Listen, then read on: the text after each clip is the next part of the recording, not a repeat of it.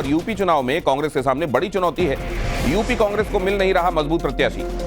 Amethi Raebareli seat पर भी स्थिति साफ नहीं है। गांधी परिवार के लड़ने पर सस्पेंस अब भी बरकरार है। वायनाड की स्थिति तो साफ है, लेकिन परंपरागत सीट जो गांधी परिवार की मानी जाती रही, अमेठी रायबरेली, वहीं को लेकर कौन कैंडिडेट होगा स्पष्ट नहीं।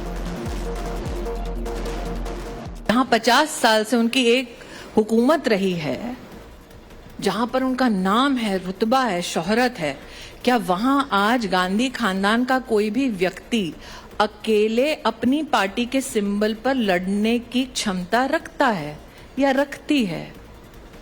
तो जिसे खुद सहारे की जरूरत है चुनाव लड़ने के लिए, वो दूसरों का सहारा क्या खाक बनेंगे? देखिए, अमेठी और रायबरेली परंपरागत रूप से नेहरू गांधी परिवार यहां से चुनाव लड़ता रहा। वो हम लोगों ने उन पर छोड़ दिया है। कौन कहां से लड़ेगा इसका निर्णय जो गांधी परिवार लेगा, सीईसी ने बैठक करके उन पर छोड़ दिया है। हमें वही स्वीकार्य होगा। अमेठी में कांग्रेस को क्यों डर लग रहा है, अब आपको यह भी बताते हैं। इसके लिए हम आपके सामने लोकसभा चुनाव 2014 और 2019 के आंकड़े रख रहे हैं। 2014 में राहुल ने 47% वोट के साथ जीत हासिल की थी, लेकिन स्मृति ईरानी ने 2009 के मुकाबले 28% ज्यादा वोट हासिल किए थे, जबकि कांग्रेस का वोट बैंक 25% गिर गया था। 2019 में यह खाई और गहरी हो गई। स्मृति ईरानी ने 50% वोट हासिल करके कांग्रेस का अमेठी किला ढहा दिया। 2019 में स्मृति को 16% ज्यादा वोट मिले और राहुल का वोट फीसद 3% और घट गया। यही डर इस बार भी कांग्रेस को खाए जा रहा है कि अगर ये खाई और गहरी हुई, हार और खराब हुई तो क्या होगा।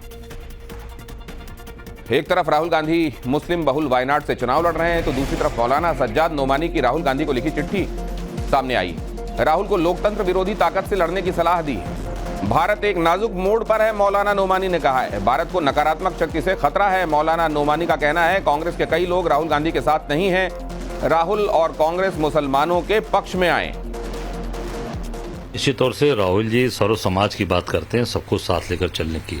और कांग्रेस पार्टी के अंदर आप जानते हैं कि कोई व्यक्ति, चाहे कोई समाज का व्यक्ति हो, सबके लिए एक समान सोच रहती है। और मैं, जहां तक मेरी जानकारी है, कि राहुल जी हर वर्ग, हर जात के साथ खड़े हैं। देश में रहने वाले प्रत्येक नागरिक के हित वो संविधान से सुरक्षित हैं और आने वाली सरकार वो संविधान के अनुरूप ही चलेगी। दुर्भाग्य से मुझे कहना होगा कि मुझे डर है कि कांग्रेस पार्टी में सभी सदस्य देश के विकास के लिए आपके समग्र और समावेशी दृष्टिकोण के साथ नहीं है। आपके कुछ ऐसे लोग हैं जो सिर्फ कुछ ही लोग हैं जिनकी मानसिकता महदूद है। आपने भी कभी अपने भाषणों में मुसलमान शब्द का जिक्र नहीं किया। हमारा मतलब ये नहीं है कि राहुल गांधी और भारतीय राष्ट्रीय कांग्रेस बगैर विचार किए किसी भी मुसलमान के साथ खड़ी हो। हमारी मांग है कि राहुल गांधी और कांग्रेस न्याय, स्वतंत्रता, भाईचारा, गरिमा, जीवन के सभी क्षेत्रों में बराबर की हिस्सेदारी की बुनियाद पर मुसलमानों के पक्ष में प्रमुखता से खड़ी हो। मौलाना नोमानी ने लिखा है, ये हमारे देश के हित में होगा कि आपकी मोहब्बत की दुकान में दलित, आदिवासी, मुस्लिम, अल्पसंख्यक और ओबीसी सहित समाज के सभी वर्गों को शामिल किया जाए। यही हमारे देश को अपूर्णीय क्षति से बचाने का एकमात्र तरीका है।